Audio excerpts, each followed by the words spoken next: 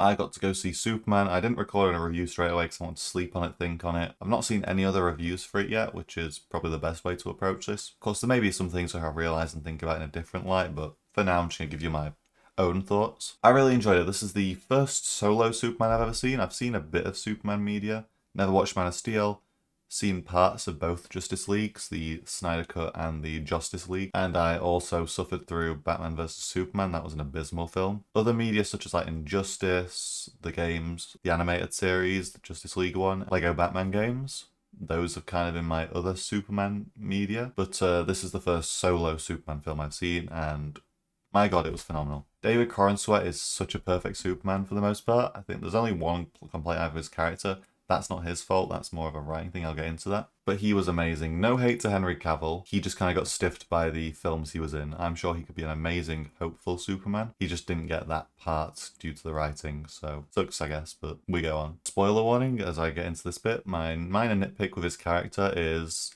how quickly he kind of dramatizes everything, like going into, oh, why should they love me when I was sent here to kill? Like, bro, I'm gonna kill everyone. He's just kind of completely forgotten about everything he's done, which is stupid because he literally brings all of that up in his interview at the beginning of the movie with Lois. Like, he just kind of forgets all the points he made himself. It doesn't last too long, it's quickly resolved. I just think how much he dramatizes that is just kind of ridiculous, but I still managed to enjoy it. That didn't take me out of the film at all. It was just kind of like thinking about it. It's like, well, why did you do that? That's literally my only massive complaint. Everything else is incredible. As I say, I absolutely love the score to this movie. The classic Superman fanfare, like that little leitmotif being remixed, is just so good. And every time it came on, I was just grinning from ear to ear. This movie it was great to see a hopeful superhero movie, and the music really sold that. There's also a lot of great iconography, especially the scene after he saves the woman. So the city's getting torn apart and the buildings are about to collapse onto the woman's car. She can't get it started. He saves her. She manages to start the car and get away. As he emerges from the smoke, there's like this just beam of light on him, and it's wallpaper worthy. It's so good. I love that scene. I would happily set that as my desktop wallpaper. And of course, one of my favorite things in this movie is all the flying scenes, how they're shot. I think when tracked correctly, flying is incredible in all media. Just think of things like How to Train Your Dragon with the test drive, Ori Will of the Wisps with Q's First Flight, Aladdin when he's on the carpet with Jasmine. Even Halo Reach, when you get that mission where you're flying the jets, Halo 4 when you're flying the UNSC Pelican. I want to say you're in a Pelican, yeah. Those are all really standout moments and just feel so cool and magical. So I think flying in media when done correctly is one of the greatest things you can ever do.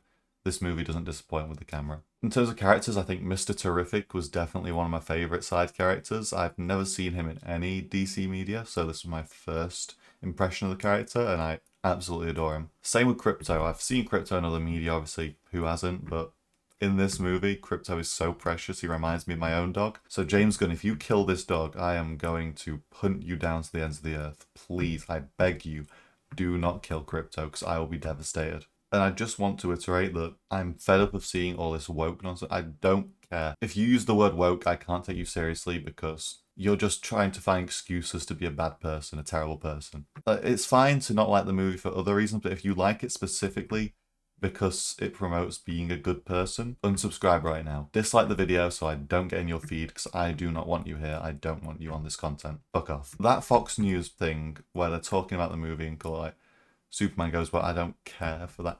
That is the stupidest thing I have ever seen in my life, other than maybe Donald Trump putting his face on Superman. If he understood that movie, he would be a very different person, but yeah. That's just a little thing I want to rant about. I'm not going to get too into it, but yeah. It was a phenomenal movie. I cannot recommend it enough. It's so nice seeing hopeful and positive superhero media now. It feels like we rarely get that. It's usually all like dark and gritty and stuff. Like, don't get me wrong, that can work when it balances it out with the hero side of stuff. The Batman is a great example. He uses fear so much in the movie, and at the end he realizes that he also has to be a beacon of hope for Gotham, for the people, the innocent, and it's about balancing it. And I hope the second movie explores that. I think a great antagonist would be Scarecrow. We're getting off topic though. Superman's an amazing film. Go watch it, and that's about it. Stay punk rock.